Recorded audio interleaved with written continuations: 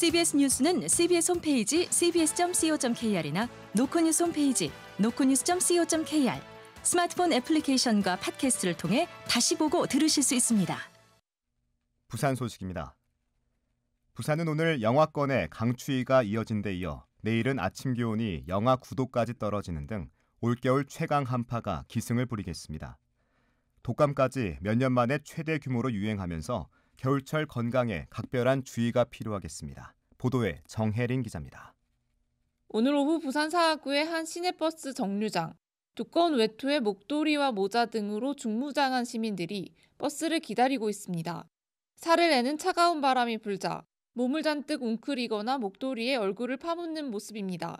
66살 하영복 씨입니다. 많이 춥죠? 어제보다는 많이 추워요. 바람도 자꾸 바람이 차가워지는 것 같아요. 오늘 부산은 아침 기온이 영하 4.7도까지 떨어지고 낮 최고 기온도 0.3도에 그치는 등 강추위가 이어졌습니다.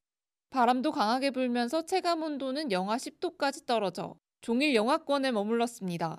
내일은 아침 기온이 영하 9도까지 떨어지는 등 한파는 당분간 이어질 전망입니다. 기상청 관계자입니다. 모레 아침까지는 조금 추울 걸로 보고 있고 글피쯤 되면은 평년이랑 비슷한 기온 회복할 수 있을 것 같아요.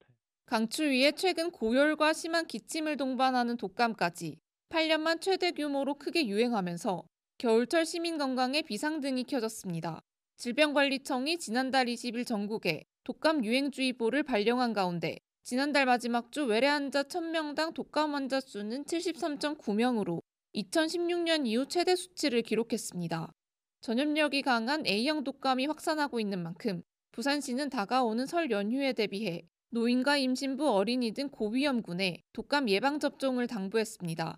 CBS 뉴스 정혜린입니다. 미국 라스베이거스에서 개막한 세계 최대 전자제품 전시회에 부산이 처음으로 부산 통합권을 선보여 현지에서 큰 호응을 이끌고 있습니다.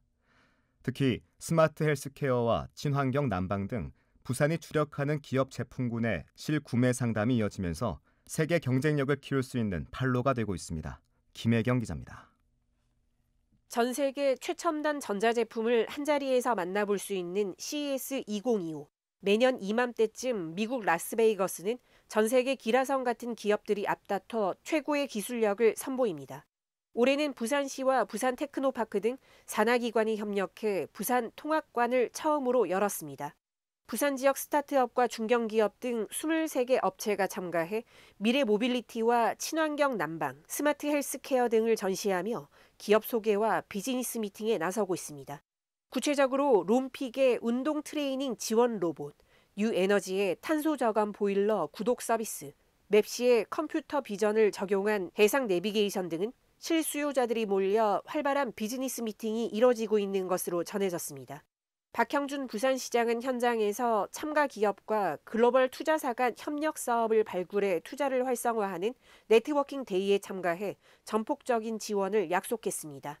현지 시각으로 7일 열린 행사에는 참가 기업과 투자자, 구매자 등 100여 명이 참석해 자유로운 분위기 속에서 투자 유치와 파트너십 체결을 논의했습니다. 양재생 부산상의 회장 등 상위 참관단도 지역 스타트업 기업 부스를 찾아 격려하며 상위 차원에서 지원하겠다고 했습니다. 부산은 글로벌 허브 도시 실현을 목표로 두고 전 분야의 인공지능 기술 중심의 디지털 혁신 생태계 구축에 나서고 있습니다.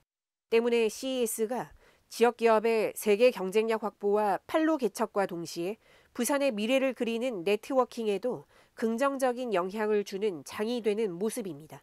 CBS 뉴스 김혜경입니다. CES 2025에 참가한 부산 혁신기업이 수출 계약을 체결하는 등 가시적인 성과를 내고 있습니다. 부산시에 따르면 해양정보기술 솔루션 기업인 랩오투원은 스위스 ABB 그룹과 12만 달러 규모의 수출 계약을 체결했습니다. 랩오투원은 또 미국에 본사를 둔 데크사우스 커뮤니케이션즈와 6만 5천 달러 규모로 해외 사업 진출을 위한 파트너십 계약을 맺었습니다.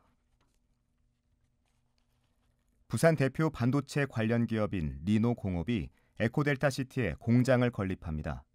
리노공업은 오늘 강서구 에코델타시티 예정 부지에서 기공식을 하고 전체 면적 6만 9천 제곱미터 규모의 공장을 신설할 예정입니다. 오는 2026년 공장이 완공되면 200여 명의 신규 일자리 창출은 물론 지역 반도체 산업이 한 단계 도약하는 계기가 될 것으로 기대됩니다. 진보당 부산시당은 오늘 윤석열 대통령 체포영장 집행 당일 관저로 달려간 국민의힘 박성훈, 정동만 의원을 내란 선동과 공무집행 방해, 범인 은닉 혐의로 경찰에 고발했습니다. 이들은 두 의원이 윤석열 호위무사를 자처하며 정당한 공권력 집행을 노골적으로 가로막는 내란 동조 행위를 자행했다고 비판했습니다. 특히 국회의원으로서 헌법과 법률을 수호해야 할 책무를 저버린 채 내란을 옹호 선동하고 공무집행을 방해하며 범인을 숨기는 불법 공모행위를 한 데 대해 경찰은 즉각 수사에 착수해야 한다고 촉구했습니다. 부산 A고등학교는 최근 재학생 3명이 교사 7명의 신체를 상습적으로 불법 촬영한 사실을 적발해 경찰에 고발장을 제출했습니다. A고등학교에 따르면 재학생 3명이 1년 동안 300차례가 넘게 교사를 불법 촬영한 사실이 드러났고 교육청은 이들 학생에게 강제 전학 처분을 내렸습니다. 피해 교사 등 학교 측은 이들은 치마를 입고 온 교사 등을 노려 상습적으로 불법 촬영을 일삼았고 재학생 4명과 이를 공유하기도 했다고 설명했습니다. 지난 6년 동안 전국 지방공항 가운데 항공기 조류 충돌이 가장 많았던 김해공항의 조류충돌예방위원회가 정기적으로 회의를 진행하지 않는 등 졸속으로 운영된 사실이 드러났습니다. 김해공항 조류충돌예방위원회는 지난해 6월 28일 마지막 회의를 연 뒤 6개월 안에 열었어야 할 다음 회의를 아직 개최하지 않았습니다. 예방위에 소속된 일부 위원이 자신이 위원이라는 사실조차 모르고 회의에 한 차례도 참석하지 않는 등 예방위가 졸속으로 운영돼 조류충돌 예방이 미흡하다는 지적이 나옵니다. 부산 원도심 5개 지자체가 꾸린 삼복도로 협의체가 원도심 부흥을 위한 첫 사업으로 삼복도로를 연결해 산책로를 조성하는 한바퀴 프로젝트를 추진합니다. 끝으로 날씨입니다. 부산은 내일 대체로 맑은 가운데 아침 최저기온이 영하 9도까지 떨어지겠습니다. 낮 기온도 3도에 그쳐 온종일 추운 날씨가 이어지겠습니다. 기상청은 바람도 강하게 불면서 체감기온은 더욱 낮겠다며 출근길 따뜻한 옷차림을 당부했습니다. 부산의 지금 기온 영하 2.5도, 습도는 28%입니다. 부산 CBS 저녁 종합 뉴스를 마칩니다. 지금까지 진행해 엔지니어 김상길, 기자 김혜민, 아나운서 국재일이었습니다.